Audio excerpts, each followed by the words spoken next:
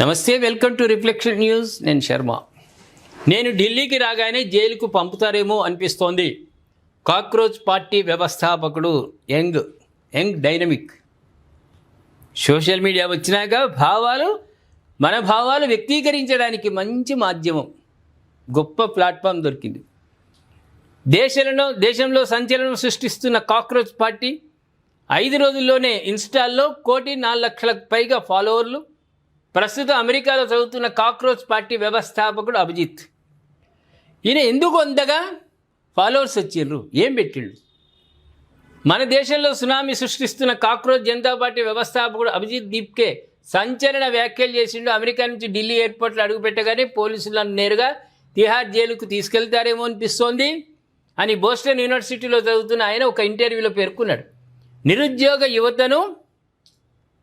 నిరుద్యోగ యువతను బొద్దింకలతో పోల్చుతూ సిజేఏ సూర్యకాంత్ చేసిన వ్యాఖ్యలకు నిరసనగా పుట్టిన ఈ వ్యంగ్య డిజిటల్ ఉద్యమం కేవలం 5 రోజుల్లోనే 1,04,00,000 మందికి చేరుకున్నది. ఇన్స్టాగ్రామ్లో గూగుల్ ఫామ్ ద్వారా ప్రారంభమైన ఈ పార్టీలో మహువా మొయిత్రా, మనీష్ సిసోడియా వంటి ప్రతిపక్ష నేతలు కూడా చేరారు. అయితే లీగల్ డిమాండ్ల కారణంగా ఈ పార్టీ అధికారిక ఎక్స్ ఖాతాను భారతదేశంలో నిలిపివేస్తున్నట్లు ఆ సంస్థ ప్రకటించింది. దీనిపై అభిజిత్ స్పందిస్తూ, ఎక్కువ మంది ఫాలోవర్లు ఉన్నారని నేనేమీ సంతోషంగా లేను. ఫాలోవర్లు పెరిగినంత మాత్రాన యువత ఎదుర్కొంటున్న నిరుద్యోగం, పేపర్ లీకేజీల వంటి అసలు సమస్యలు మారిపోవు కదా అని విశ్లేషించారు. ఎగ్జామ్ ఉంటుంది, ఎగ్జామ్కు ప్రిపేర్ అవుతారు, ట్యూషన్లకు పోతారు, ట్యూటోరియల్స్ పోతారు, లక్షలు ఖర్చు పెడతారు.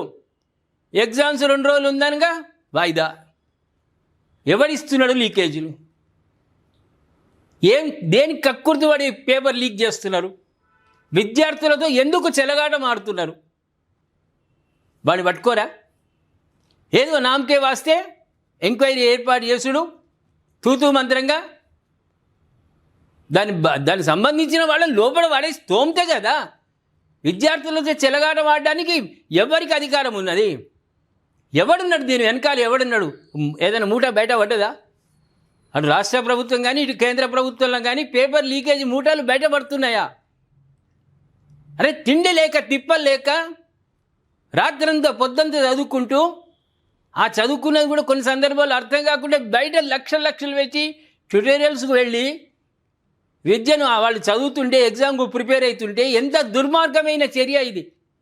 పేపర్లు ఎందుకు లీక్ అవుతున్నది? ఎవడు దీని వెనుక? కొంతమంది విద్యార్థులు తట్టుకోలేకపోతున్నారు. మేము ఇంత కష్టపడ్డాం కదా, రేపు మావో 2 రోజులలో ఎగ్జామ్ ఉంటుందనగా పేపర్ లీక్ అయిందని వాయిదా వేస్తే పరిస్థితి ఏంది? పిల్లల పరిస్థితి ఖచ్చితంగా కేంద్ర ప్రభుత్వం చట్ట ప్రకారం లీకేజ్ ఎవరు చేస్తుందో మనం దొరకబట్టాలి. అండమాన్ నికోబార్ దీవులలో వేయాలి వాళ్ళని మూటాను. విద్యార్థులతో చెలగాటం ఆడడానికి అధికారం ఎవరిచ్చిర్రా మీకు? వాళ్ళ భవిష్యత్తు ఏం కావాలి? అంధకారం కావాలి. ఎప్పుడు మీరు కరెక్ట్గా ఎన్నడూ ఎగ్జామ్ పెడతారు? మీరు ఎప్పుడు ఎగ్జామ్ పెడతారు? కొంతమంది పైసలకు కక్కుర్తుపడి అధికారులు కక్కుర్తుపడి ఇటువంటి దరిద్రమైనటువంటి పనులు చేస్తున్నారు. దానివల్ల విద్యార్థుల భవిష్యత్తు అంధకారంగా మారిపోయే పరిస్థితులు ఉన్నాయి. దానిపైన కాక్రోచ్ స్పందిస్తున్నాడు. వాస్తవానికి సిజేఐని విమర్శించడం తప్పు కావచ్చు, ఆయన అన్నటువంటి మాటలు తప్పే. బొద్దింకలతో పోల్చడం అనేది ఇబ్బందికరమైనటువంటి పరిస్థితే. కానీ ఒక ఉన్నతమైనటువంటి స్థాయిలో ఉన్నటువంటి వ్యక్తి ఆ మాట మాట్లాడడంతో కాక్రోచ్ వ్యవస్థాపకుడు రంగంలోకి దిగి సునామీ సృష్టిస్తున్నాడు. యువతంతా మద్దతు ఉండదని కాదు, ఉంటుంది. దీన్ని చూసైనా కేంద్ర రాష్ట్ర ప్రభుత్వాలు లీకేజ్ చేస్తున్న వాళ్ళను నిర్బంధించాలి, బట్టబయలు చేయాలి, వాళ్లకు తగిన విధంగా శాస్తి జరగాలి. అప్పుడే యువత పరీక్షలు రాస్తుంది, ఉన్నత శిఖరాలకు చేరుకుంటారు.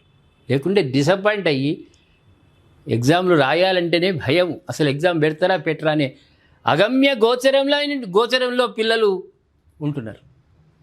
కఠినమైన నిర్ణయాలు కఠినంగా రాష్ట్ర ప్రభుత్వాలు కానీ కేంద్ర ప్రభుత్వం కానీ విద్యా వ్యవస్థలో ఎగ్జామ్ నిర్వహణలో చేపట్టాలని మనం రిఫ్లెక్షన్ ప్రేక్షకుల తరఫున కేంద్ర రాష్ట్ర ప్రభుత్వాలను కోరుతున్నాం. ప్రేక్షకులారా, కాక్రోచ్ వ్యవస్థాపకులు చేస్తున్నటువంటి ఈ ఉద్యమం ఏ విధంగా కొనసాగుతుంది? ఉద్యమానికి మద్దతు ఇస్తారా, మీరు ఇయ్యరా? దయచేసి కామెంట్ రూపంలో తెలియజేయండి. సబ్స్క్రైబ్ చేసుకోండి, షేర్ చేయండి.